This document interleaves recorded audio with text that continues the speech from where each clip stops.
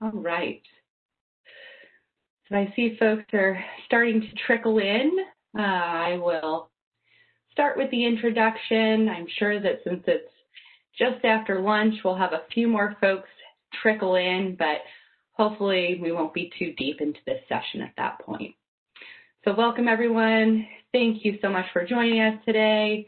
I see a few of our previous attendees from in-person forums on aging in rural Oregon. Very nice to have you with us today. Thank you so much. My name is Rose Locklear. I'm a program manager at the Office of Rural Health and lead the Forum on Aging in Rural Oregon. And I'm delighted to have two lovely folks with us today from AARP who are going to be speaking. But before we get into all of that, I want to thank the partners who have stuck by our side here since before the pandemic, our Central Oregon Health Council here in Central Oregon, Pacific Source, State Trails Health Systems, Samaritan Health Systems, O4AD, Oregon DHS and People with Disabilities, Adventist Health Tillamook, Peace Health, Gobi, and Columbia Memorial Hospital. We are immensely grateful for the support of our partners. So to get you all oriented with the platform, I know we've been on virtual for seems like as long as we can all remember now, but they're a little bit different. So as attendees, your audio and your video are muted. So if you want to ask a question as we move along through this session, please do. There's the Q&A function over to the right. So down at the very bottom of your screen, on the right side, you'll see a participant button and a chat button. If you select chat or participant, you'll see both of those populate to your right side, and the Q&A is where you can answer your questions.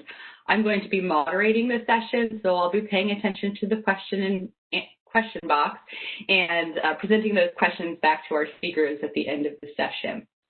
Finally, the slides for this session, as well as the recording, will be posted on the Forum on Aging website at the link listed on this slide, and the slides will also be available there. Finally, I would like to present Policy Matters today, and what a relevant topic after such a timely debate last night, and as we move into the month of October and November. So we have Andrea Meyer, the Director of Government Relations at AARP, as well as Joyce, DeMonnin, Communications Director at AARP. Please join me in welcoming them today, and I will let Andrea take it from here. Great. Thank you, Rose, and I want to thank everyone for joining, and to the Oregon Office of Rural Health. Rose, if you're able to advance the slides to the next one, that would be great. It isn't up yet. And then the next one, please. Perfect. So I am pleased to start our discussion today by first presenting AARP's 2020 voter engagement campaign, Protecting 50-Plus Voters, as well as touching on some of our key state issues coming up for the 2021 Oregon legislative session. Next. For 61 years, AARP has been the champion of the 50-plus, and we recognize that the 2020 election is unlike none other in the midst of COVID-19. So in this election, our priority is to ensure access to voting safely and to urge candidates to address health and financial security in the time of COVID. Next. There we go. Historically, as you can see from the slide, 50-plus voters are the most consistent when it comes to the overall voting participation process, and they vote more often by percentage than any other age group.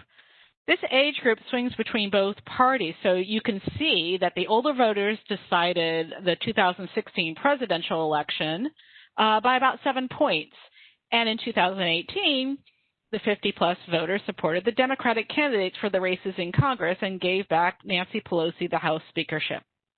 And in Oregon, 57% of the electorate in 2018 were voters 50-plus. And just one last note of data, the 65 and older population in Oregon is also increasing, representing in 2016 26% of the voters, but in 2018 almost over 30% of the voters. So interestingly, there's a lot of chatter right now that it's going to be folks under 50 who are going to determine the winners in November. But the reality probably will still hold true that the 50-plus voters are still the most reliable voters and will likely decide the victories of the 2020 election, including who controls the House and the Senate. And at AARP, we want candidates to remember us and our issues. Next. Perfect. One thing to note is it's important to understand the large impact that multicultural voters will have in 2020. And this election will mark the first time Latinos represent the largest non-white voting bloc in a presidential cycle. Nearly a third of all eligible voters in 2020, if they turn out, are projected to be of multicultural descent. Next. So here at AARP, we have a number of goals for our 2020 voter engagement. We want to be the champions of one of the most vulnerable populations during the pandemic, the 50-plus voter. We want to be a trusted source of information about the voting process, including making it easier to access absentee ballots. Fortunately, in Oregon, with vote by mail, we don't have to worry about restricted access to ballots, absentee voting, or signing up to receive our ballots at home. We also want to build relationships with elected officials so we can be strong advocates on our issues. And finally, we want to urge candidates to offer solutions on our priority issues, including prescription drugs, Social Security, Medicaid, long-term care, family caregiving, and jobs in the economy. Next. Now, we all know how critical our Postal Service is, especially for those who live in rural communities. For many, the United States Postal Service is a lifeline, especially throughout this pandemic. It's how many of us receive our life-saving medications, food, financial information, and, of course, our ballots. On August 17th, we wrote the Postmaster General urging that he suspend any adjustments that could negatively affect service during the pandemic, and to be more forthcoming and transparent about changes. We promise to remain vigilant on any challenges that would disrupt the Postal Service because we know it's critical for the service to continue and operate effectively and efficiently. Next. We also know that across the country, many voters will need to or want to go to the poll to cast their vote on Election Day or prior to that. And that means that we need polling sites that are safe and well-staffed. This year, polling places are expecting a shortage of election workers who are typically, as you probably know, over the age of 60. But because of the risk of contracting COVID-19, we expect a shortfall. And in fact, the consequences have already been felt in several primaries. So where poll workers led to short lines and voter disenfranchisement, for example, 95% of past poll workers in Anchorage, Alaska, declined to work the polls this year. And in the state of Kentucky, they consolidated in-person voting in each county to a single polling place during the primary due to poll worker recruitment concerns. So I'm pleased to say that in response, AARP is partnering with Power with the Polls to raise awareness that many of the usual poll workers may not be able to or feel safe as volunteers this election, and to enlist people of all ages to sign up as poll workers this November.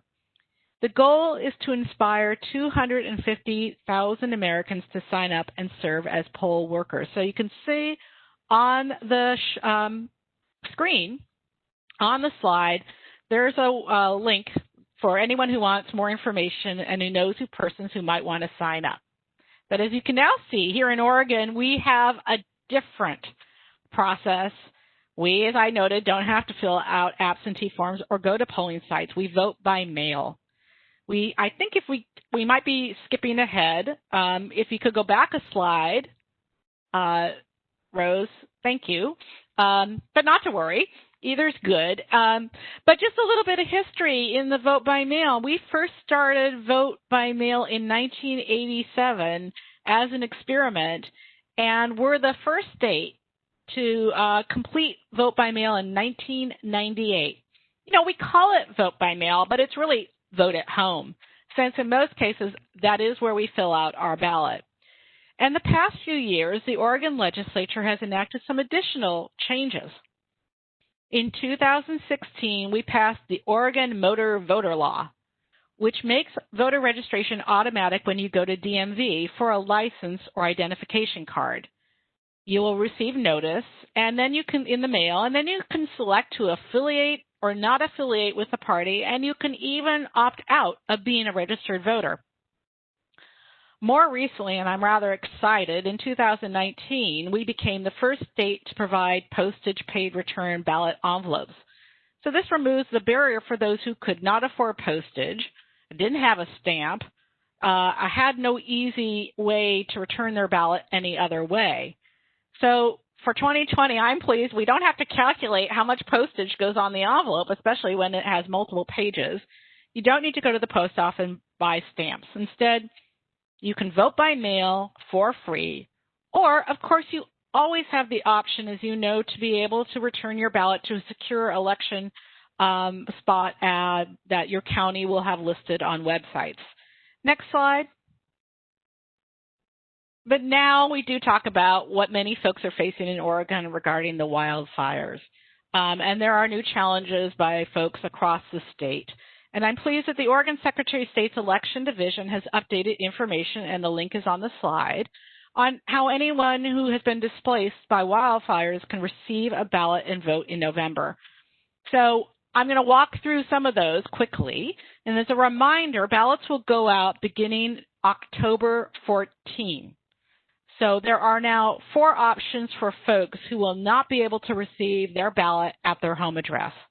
The first is you can go to Oregon Votes, the website, and if you know the address where you will be able to receive mail, you can add a temporary address, but you need to do this before October 15th. Or you can go to that website and you can fill out a paper form and download it and send it in. Or you can pick up all your mail, including ballots once they've been mailed, at your post office that serves your permanent residence.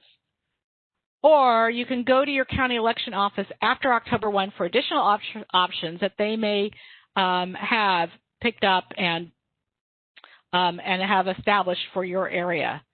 So you do not need to register to vote your temporary address if you are already registered. So no need to re-register. You just use the method above that I've described. Even if you are using a temporary address outside your local area, you will still vote on your local measures where you permanently live. Your temporary ballot doesn't change your temporary address, doesn't change your ballot. But be aware that if for any reason, such as a temporary or permanent move, you've submitted through the United States Postal Service, if you submitted your change of address through them, your ballot will not be forwarded to you. For security purposes, the state does not forward ballots. So you'll want to check the Secretary of State's website to make sure they have your current permanent and or temporary address. Next.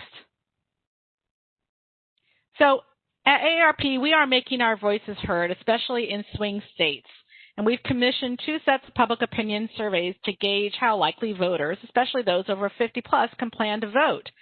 And I just want to hit the highlights that even though 90% of older Americans believe that the country has become too divided, our survey showed that the support of voters aged 65 for plus is very much up for grabs because of their concerns around COVID and health.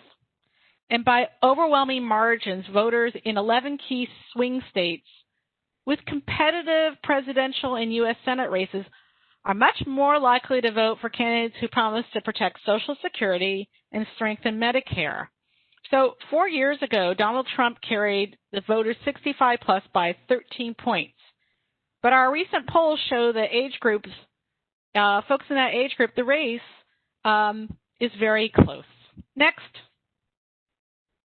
So yesterday we had our first presidential debate. I think I'll just move to the fact that the VP debate will be held October 7th.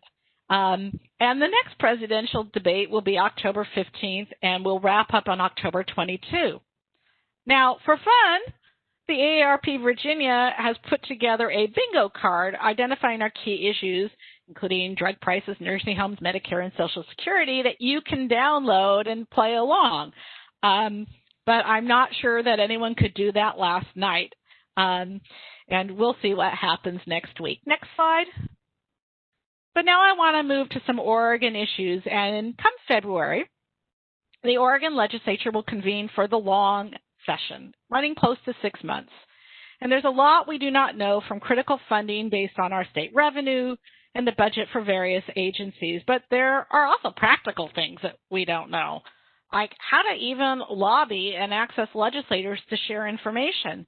Whether you're a registered lobbyist or someone who just wants to share information with legislators, being in the Capitol in the same building with legislators is often how we build relationships and do that. And so all of us are going to be challenged who care about informing legislators on policy. Now, when it comes to budget, there will be challenges, and AARP, along with many others, will be there advocating for seniors. As part of that, we also know there'll be issues around long-term care. And one of the key issues that has already arisen in the short sessions is the effort by businesses, including long-term care facility operators, to seek special protections against liability. So what does this mean?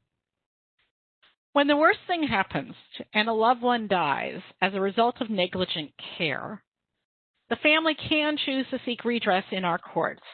But even today, that is not easy for many reasons. To sue, you need to find a lawyer who is willing and able to take the case. And since these types of cases, attorneys are only paid if they win, very few cases are brought. So if you can overcome that and other hurdles, you then have to prove that the nursing home was negligent. And sadly, that has happened, whether it's before COVID or during COVID. There are facilities that have very poor history of infection control, and if they fail to take reasonable care, they should be held liable. And that's what's important to remember. A jury helps decide what reasonable care is. And we all know that what was reasonable a year ago is different than what is reasonable today. And nursing homes will be held to a reasonable standard in light of COVID. They do not need special protections to avoid being held liable for negligence, but that's what they want. They want to say if they were negligent during COVID, they shouldn't be held responsible. They want to limit it to what's called gross negligence. And that standard is nearly impossible to prove, and lawyers will not bring those cases. AARP has helped lead that effort to oppose those attempts across the country and here in Oregon. And we stepped in when during the first one-day special session, all of a sudden, an amendment was introduced and legislators were keyed up to testify in support. And we got on and we opposed it and activated our activists, because legislators need to understand that if they pass immunity, it will hit the most vulnerable among us. And the last issue that is key for us, although there are many, but that I want to focus on today, is our advocacy to stop workplace age discrimination. We know that age discrimination in the workplace happens, and we know that in a time of COVID, it will be even worse when folks try to return to the workforce. But what many do not know is that the law prohibiting age discrimination is close to broken. Unlike other discrimination claims, the federal age discrimination law is a separate law, and the U.S. Supreme Court has greatly restricted these claims. Unfortunately, Oregon, like many others, follows federal law. So in Oregon, the law is broken. We know that legislators need a good deal of education around this issue. So last session, which was earlier this year, along with allied organizations, we helped introduce a bill to create a workplace age discrimination task force. The business folks had an effort in drafting the task force language, and it was to convene for a short time, led by a legislator, and issue a report to the legislature so we could gather all the information and share it jointly. We garnered 53 bipartisan co-sponsors. And long story short, or maybe short story short, despite our bill moving out of committee, it never made it to the floor. When the Republicans walked, only 3 bills came out of the 2020 session. So we are returning next session in 2021 on that effort. I wanted to briefly share one lesson learned that I learned about the newest ways that workplace age discrimination occurs. There is a term that I had never heard until I started working on this issue, and it's called digital natives.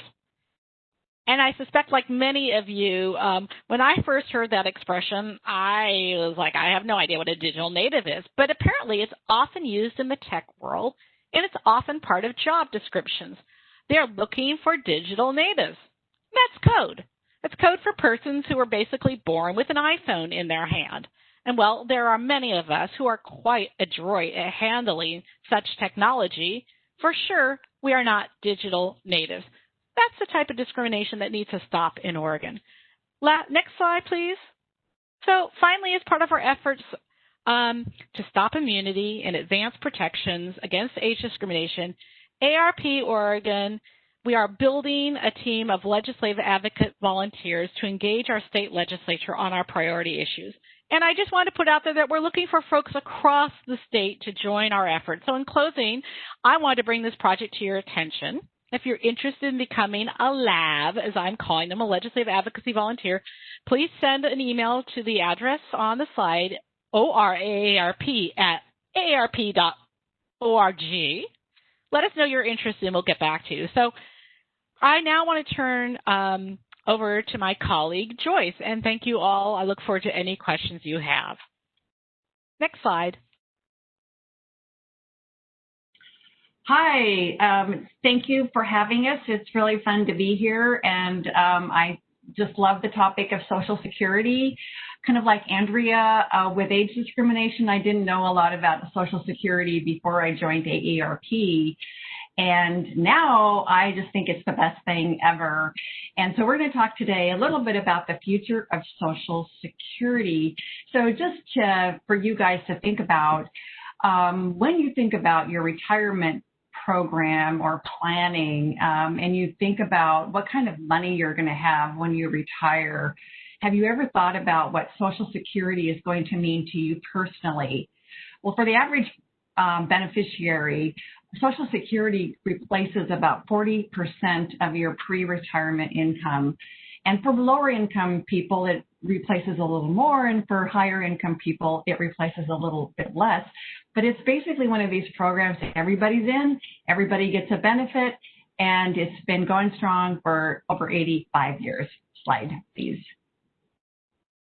So today we're just going to talk about a few of the facts and challenges that relate to Social Security, some of the stresses that the program is under, and ways that we can make it strong for the future. Next slide.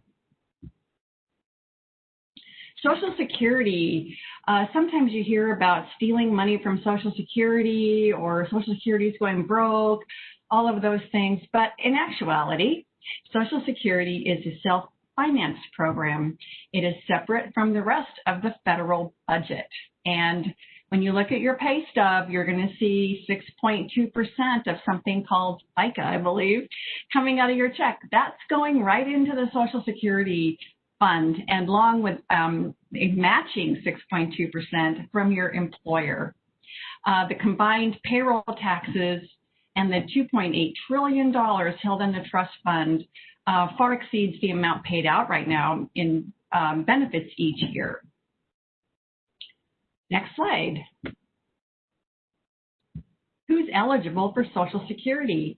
Well, American workers are eligible for Social Security if they have at least 10 years or 40 quarters in the workforce. You earn credits when you work in a job and pay Social Security taxes. There's, some talk about illegal aliens getting Social Security. You have to actually be a legal resident to qualify for Social Security. I think there are situations in which sometimes immigrants are paying into Social Security, but they don't get a benefit until they become, they don't begin accruing benefits until they become a legal worker. So in Oregon, the average benefit right now is about $1,400 a month. And maybe a little more. Some of these numbers take a little bit longer for us to calculate year to year. Next slide. And this is a nice depiction of who is receiving Social Security. And I think we all think about Social Security as a retirement benefit, but you can see from this slide, I think one of the surprising things is children receive Social Security. So if your primary earner in the family dies, it is basically an insurance policy for your kids. Your kids will receive Social Security until they turn 18. And I think this is kind of a fine point to put on it, is Social Security isn't like your personal checking account or bank account. It is actually a social insurance account. Everybody pays into it. It's sort of like any other insurance program, you pay into it whether or not you are guaranteed. Like I'm paying my, fire insurance, and I hope I never have to use it, but it's there to use if I need it. Hope that's clear. Next slide. So in Oregon, we have about 891,000 beneficiaries receiving Social Security, and that is 662,000 retirees and over 100,000 people with disabilities. Next slide.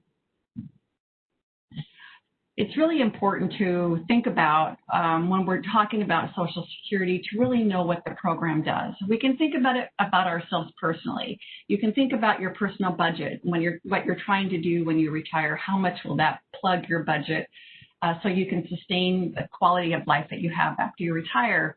But for a lot of folks in Oregon, it's really keeping people out of poverty. And nationally, it's estimated that about 15 million seniors are kept out of poverty because of Social Security. Here in Oregon, the program provides more than half of the income for Oregon seniors. So you can see we have a lot of older adults living on very modest incomes, and Social Security is keeping them afloat. I hear all the time, and I think if you work with older adults, you probably do too. My only income is Social Security. And you just saw how small these benefits can be for older adults. For about almost 20%, that it is the only source of income that older adults have in our state. And it's become a real issue, especially with the high cost of living. It's really an important program, but it would be devastating to lose this program for older adults, and actually almost anybody, because we all rely on it to fund our retirement. Next slide. So we know that Social Security helps families, but we rarely stop to think about how much it really helps the economy.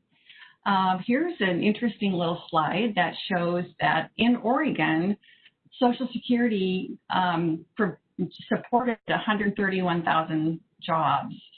And I will confess I don't really understand all the math that goes behind this, but the multiplying factor of money spent has a increased benefit to the economy. So the economists tell us that for each dollar paid to Social Security beneficiary, it generates $2 in spending, which adds $19 billion to Oregon's economy. And that is partly because people on Social Security are getting these checks. They need them to live on, and all of that money is being spent. It's not going into the stock market. It's not, going into some investment portfolio. It's going right back into the economy. Next slide. This is sort of a geeky little slide, but it's interesting because we don't necessarily think about how much some of these federal transfer payments impact Oregon economies economically, or Oregon counties economically. Federal transfer payments include things like Social Security and Medicare.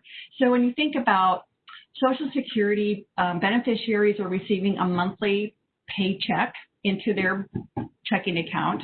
but they also have a Medicare benefit, and that is going to help support, well, what? Hospitals, doctors, clinics, pharmacies. Medicare is a great retirement benefit, and the popularity of Medicare is why probably it calls for Medicare for all, because it has a comprehensive health insurance policy for older adults. So what this slide is basically showing, the blue is how much these transfer payments impacted local economies for all members of the economy in the counties. And you can see back in 1969, our share of older adults in these counties was pretty low. So we had maybe 8% of people over 65 receiving these federal transfer payments.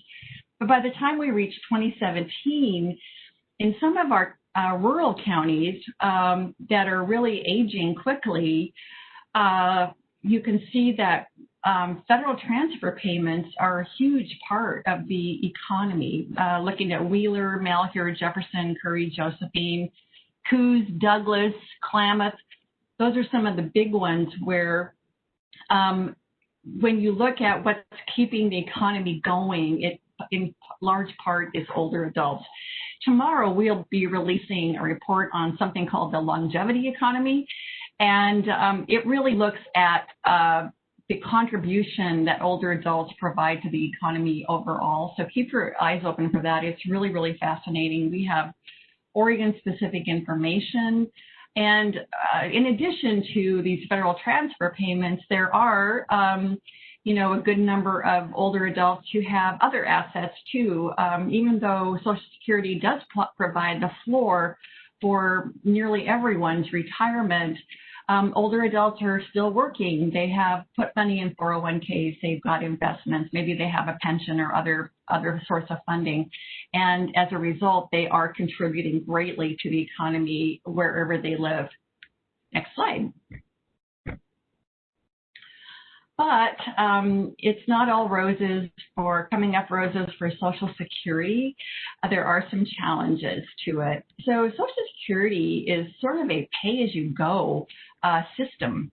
And it was doing okay until, the baby boomers, were coming along, and the people who do the math back in the 1980s realized that the contributions going into Social Security wouldn't be enough to cover all the baby boomers. And, it's never been a surprise that there were all these baby boomers. I'm not going to issue the number because I probably will get the wrong number, but millions of people. And so back in the 1980s, Congress actually did some work on this whole thing to make sure that there would be more money for Social Security. But along with this came the declining birth rate. And since it's sort of a pay-as-you-go system, having fewer people per thousand contributing to Social Security does impact the program. Next slide. Oh, let's see, where are we now? I think I have 2 slides that are, let's just keep moving to the next slide, I think. So there are some proposals in Congress to help, as I mentioned, we talked about this, back in the 80s, they saw the boomers were coming, but now the Social Security trustees are looking at the program overall. And right now, the program can pay full benefits until 2035. At that point, the trust fund that was set up back in the 80s will be depleted. And that extra payment for boomers, to accommodate the boomers, will have been depleted, and the program will be going back to pay-as-you-go. And we saw that our birth rate is a little bit lower than when the program was set up, that kind of thing. So it's really up to Congress to figure out what can we do to strengthen the program, change the program, make it viable for the future. At 2035, the program can pay 79% of benefits. I can tell you one thing right now is if people lose 20% of their Social Security benefit, there will be a fuss like you never saw before. As Andrea mentioned, we had people very concerned about the USPS. If they cut Social Security benefits, that's going to look like nothing compared to. But you know that so many of our Oregonians need this money to live on, and they can't handle a 20% reduction in benefits. So we've been talking about this at AARP the whole time I've been here, 15 years, and Congress, instead of like working on this, things have become more polarized. Doesn't mean that a lot of policy people haven't been thinking about it. There have been, many, many proposals over the years, and I'll just talk about a couple of them today. Basically, what we need to do is three things. We need to either bring more money into the system, which they call revenue enhancement, or have less money go out, revenue adjustment, benefit adjustment, or some combination of the two. So next slide. One of the very popular ones when we're out in the public and talking to AARP members is let's raise the cap. And if you haven't heard that expression before, raise the cap, there is a cap on, which means how much taxes are taken out of your paycheck. Right now, if you make more than $137,700 per year, the money you earn beyond that amount is not subject to Social Security tax. And a lot of people think that's just crazy. Why do that? And I'm not really sure what the rationale was, but there's always been a cap. The cap has gone up steadily over the years, but it's still only covering about 83% of total wage earnings in the nation. So a very popular proposal is to raise the cap. And I've heard this over and over again. I've never really seen a bill go through or even been talked about that much in Congress, but this is a really popular topic with the public. And if you raised it to an amount of about $270,000, that would cover 90% of all earnings. And it actually would make quite a bit of dent in the gap to fund Social Security. Next slide. The other idea, of course, would be to change the benefit amount.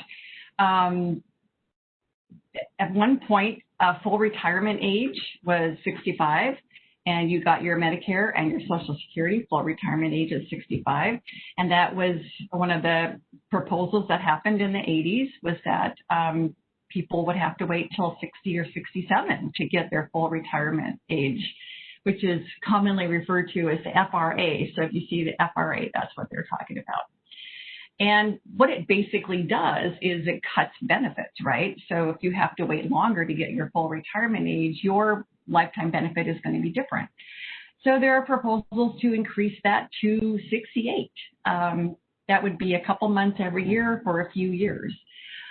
There's another proposal to increase it even up to age 70. So those are pretty big hits. If you're trying to retire, planning on retirement, a lot of people think about retirement at 65 because that's when Medicare kicks in. In the United States, the last, I don't know how many years, but long time, the average retirement age is actually 63. So people are either delaying Social Security or they can take it early at 62. The difference is, though, if you take it early, you have basically almost an 8% per year. It's not quite 8%, but it's like 7 and something decrease. So if you're taking your Social Security benefit at 63, your monthly payout for life is going to be less. That is one of the things that the public sometimes doesn't understand. Is like, well, I had a question once, when is it going to catch up? It never catches up. And so your benefit for years is going to be lower and your cost of living adjustment will be lower. And if you are worried about a spouse or if you have children, all of that makes a difference. So it's really important to think about. This next slide. This one is a little bit wonky. It's the benefit adjustment to recalculate the cost of living index. So Social Security is very wonderful in the fact that it actually has a cost of living adjustment. If you're relying primarily on your 401k for your retirement money, you may or may not have growth in your account depending on the stock market, but your Social Security check is going to change with the cost of living. Right now it is the Consumer Price Index, and that relates to the cost of a basket full of consumer goods. But they're talking about the change Consumer Price Index, and that theory is if beef is expensive, maybe they'll just buy tuna fish. So what does that really do? And that would actually lower the cost of living adjustment 0.3%.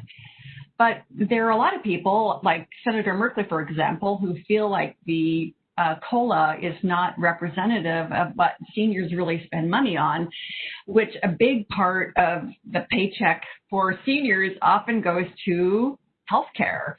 And so we're looking at, not we, but they, people making proposals are looking at an elderly index, which better reflects the cost of real spending for people 65 and older. And that would actually make the COLA about 2.2% higher under this, but it would be, many people believe, more reflective of what people actually spend money on. Next slide. Another topic has been, to help the program, has been to reduce benefits for higher earners. Benefits are based on earnings that were based on the Social Security tax, and as I mentioned, people at the highest bracket tend to receive a little bit less percentage benefit when they claim their benefit, and people at the lower end, it's a progressive, I guess, program. But people are saying, well, like, why should people who are really wealthy even get the program? Or maybe they should get reduced benefits because they don't need it as much. But some of the people who are Social Security thought leaders say or believe that one of the reasons the program has been so phenomenally successful is that everybody pays, everybody gets a benefit. And when you start carving out lower income people, then all of a sudden the higher income people say, well, what's really in it for me? Why am I spending money on them? And so this idea that we're all in this has been a benefit for everyone.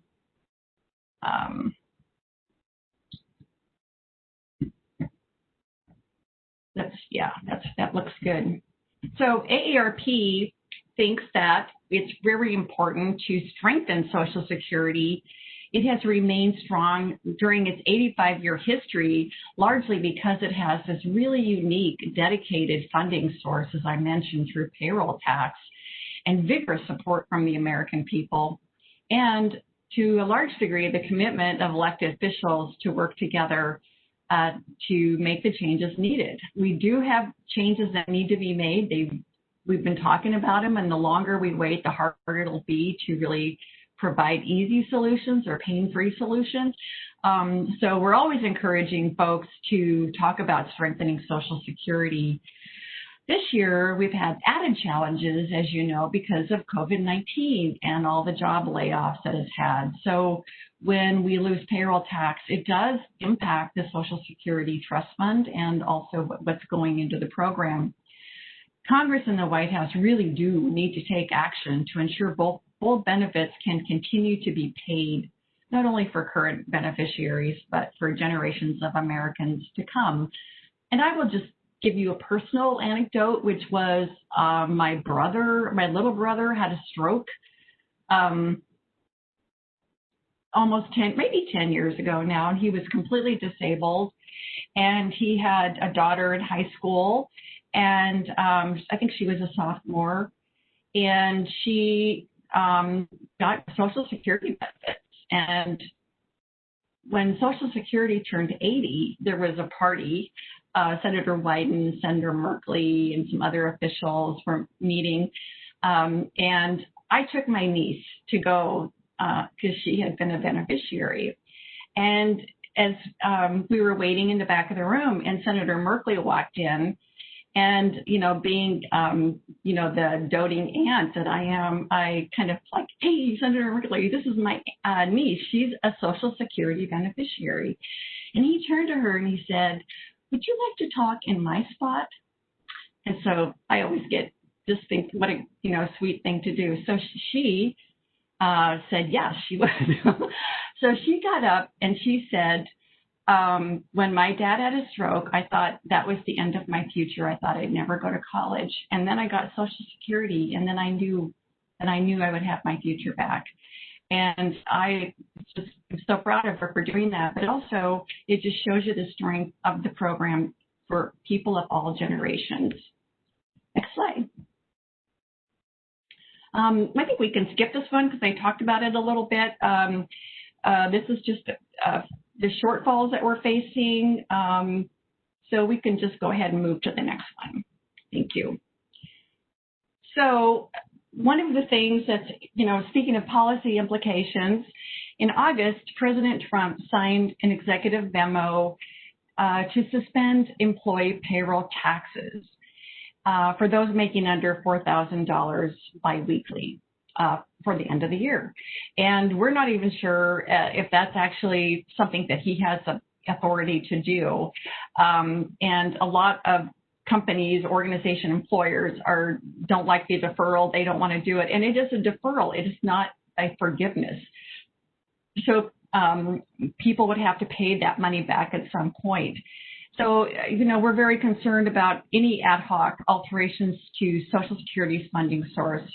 It can undermine the confidence in the program, and we know that younger people already don't have a lot of confidence in Social Security. But here's a little tip for you. Neither did boomers, and boomers are totally relying on Social Security for their part of their retirement income.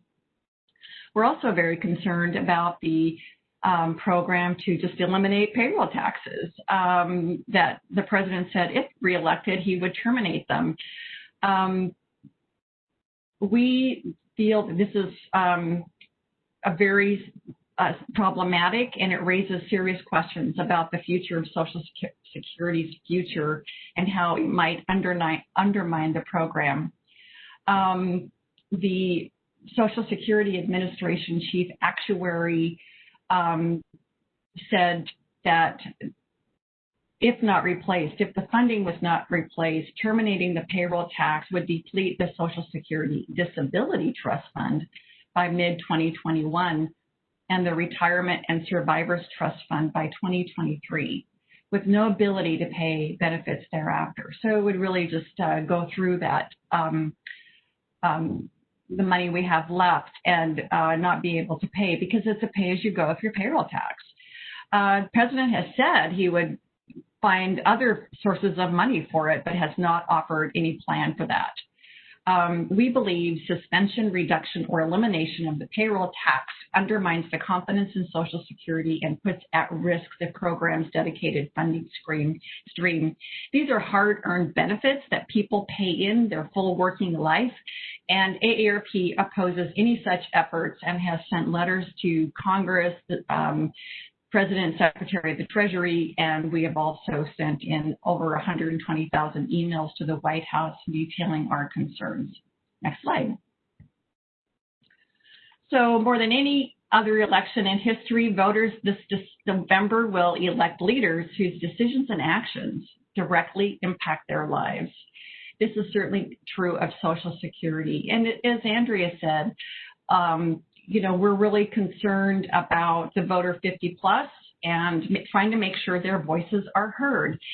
And we have to break through the noise, because this issue of Social Security's future will impact you no matter what age you are, whether you are a retiree, whether you are in the workforce for a long time, whether you or not you think you were going to get it. Just imagine if your parents all of a sudden didn't have Social Security to live on. But we're hoping that the program can be strengthened for current and future beneficiaries. And it takes all of us raising our voice to say, this is a really important topic. No matter what federal election you're following, whether it's the presidential election or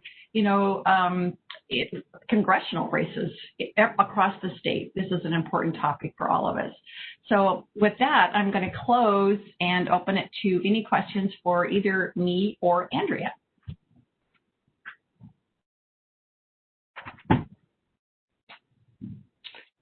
Beautiful. Thank you so much, Andrea and Joyce.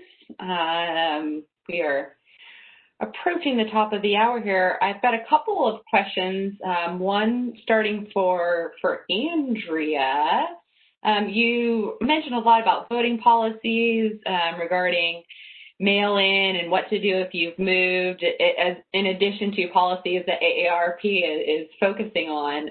If there are folks that have questions about these things, like what to do if they've moved or some follow-up, is there a good way to get in touch with you all at AARP, Oregon?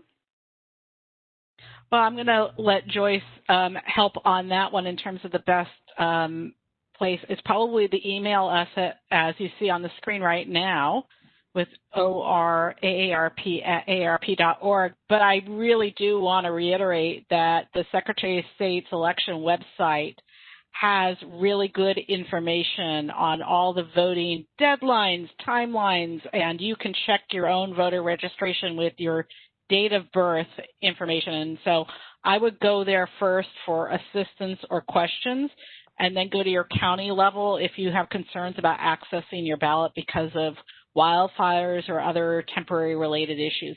They're probably going to be the best source in terms of ensuring your voting rights. In terms of some policy issues, certainly be in touch with us if you want to be part of helping advocate next session. Great. Thank you, Andrea. Anything to add, Joyce? Well, we do have a Facebook page, which is an easy way to connect with us. The email is really great. And I would say that aarp.org/vote has a lot of really good resources on just our general get out the vote, voter safety, promoting our issues or your issues.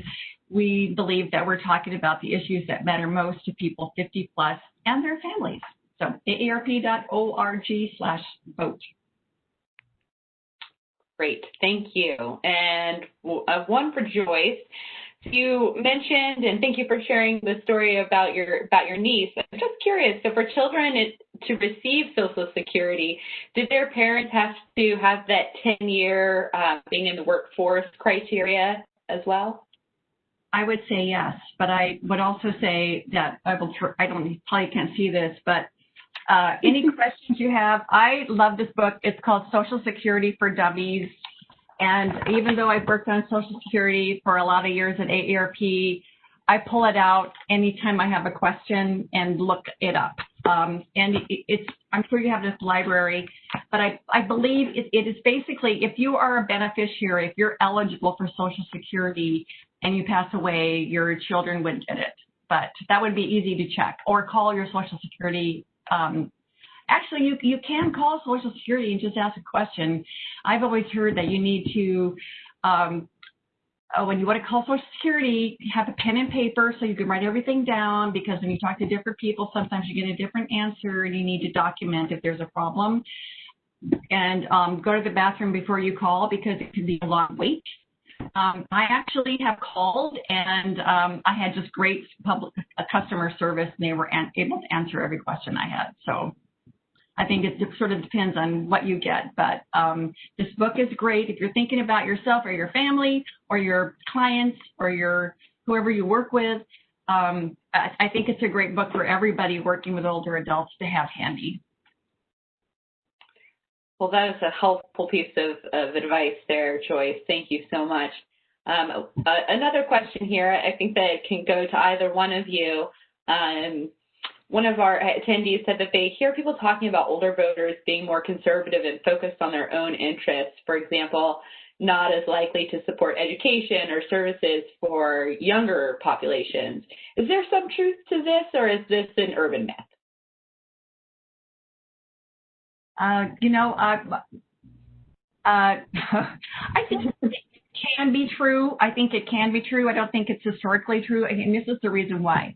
We're all part of a family. And if you're a grandparent, or you have nieces and nephews or grandnephews, nieces, of course these issues are really important to you. There are people, though, who are older, like I mentioned, maybe their whole income is that $1,400 a month. It's going to be very scary to have your taxes raised. So it's complicated.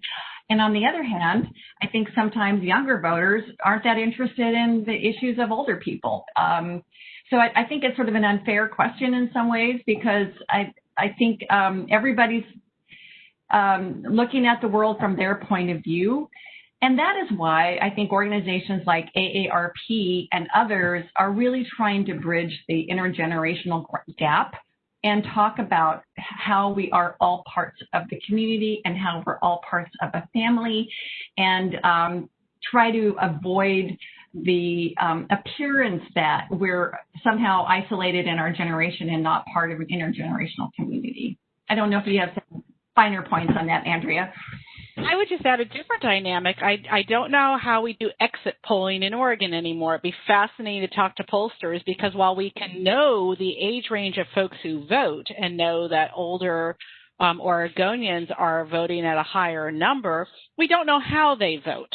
Unless there's exit polling or analysis and research done as to where they come out. So that's sort of a fascinating question, not for today's topic, about how in Oregon we understand where voters break down on these policy issues by age. Yeah, both really good points. Thank you so much. And then our final question, we've got just a couple of minutes left, but I really do want to get to this one. So the big topic of conversation, and as you touched on, the threat to Social Security benefits, what strategies do you recommend for people to sort of get involved or to hedge against this threat? Really, this is a congressional issue, so we really need to educate our members of Congress. They need to hear from us. But I think this is another intergenerational conversation, which is one of the reasons I loved having my niece talk at this Social Security's 80th birthday, because people need to see it's not just for old people, or it's not just for something that may or may not be there 30 years from now. It's a living, dynamic program. It has this huge economic multiplier effect in the community.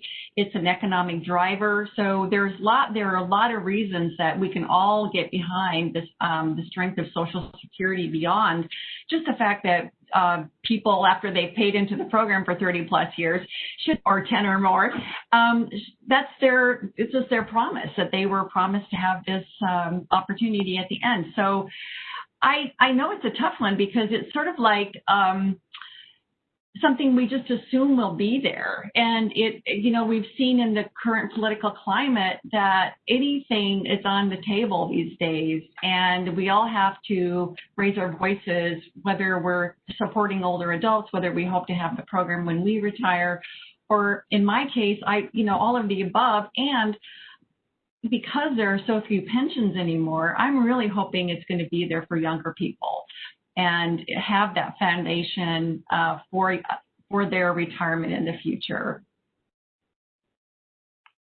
Wonderful.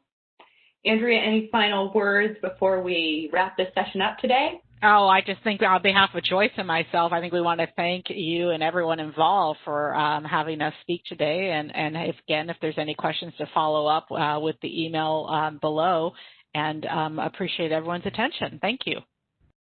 Fabulous. Well, a big thank you from the Oregon Office of Rural Health to you, Joyce and Andrea, and AARP for supporting this session today. Very fun. Definitely not light topics, but you both did a fabulous job presenting them, and I really do appreciate having you both here today. So thank you so much.